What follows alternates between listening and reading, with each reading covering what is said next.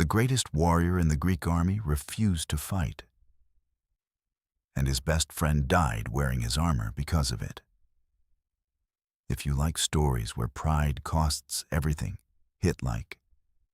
It helps the channel grow. 9 years into the siege of Troy, the Greek army was exhausted, and its best fighter was furious. Achilles, the son of a goddess, unmatched in battle, had been publicly humiliated by Agamemnon, the commander of the entire army, over a captured woman taken as a prize of war. Agamemnon seized her from Achilles to save face after losing one of his own. It should have been a small insult. Achilles didn't take it as one. He walked away from the war completely, pulled his men out of the fighting, sat in his tent, and let the rest of the Greek army get slaughtered without him. Day after day, Trojan forces pushed the Greeks back toward their own ships, killing men Achilles had fought beside for years, and still he refused to pick up his spear. His closest companion, Patroclus, watched the slaughter and couldn't take it anymore. Patroclus begged Achilles for permission to do something. Not to end the feud, just to scare the Trojans back. "Let me wear your armor," he said. "Let me lead our men back into the fight, pretending to be you. The Trojans are terrified of you. They will break the moment they think you're back on the field." Achilles agreed.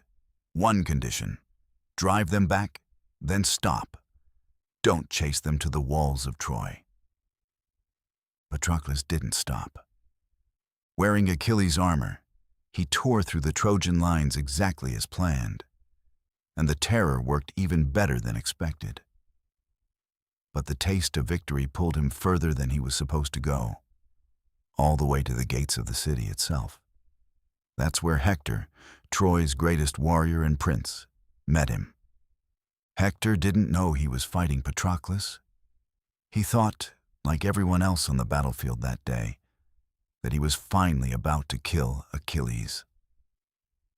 He drove his spear through the armor and ended the wrong man's life, then stripped the armor from the body as a trophy. When word reached Achilles that his best friend was dead, wearing his own armor, killed by the one man he hadn't been willing to fight, something in him broke completely. Grief turned into something closer to a weapon. His mother brought him new armor, forged by a god.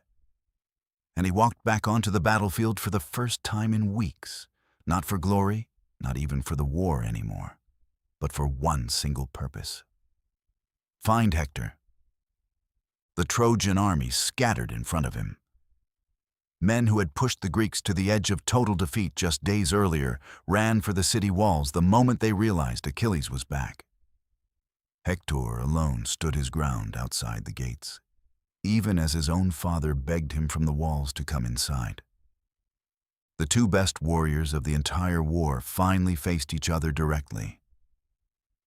It didn't last long.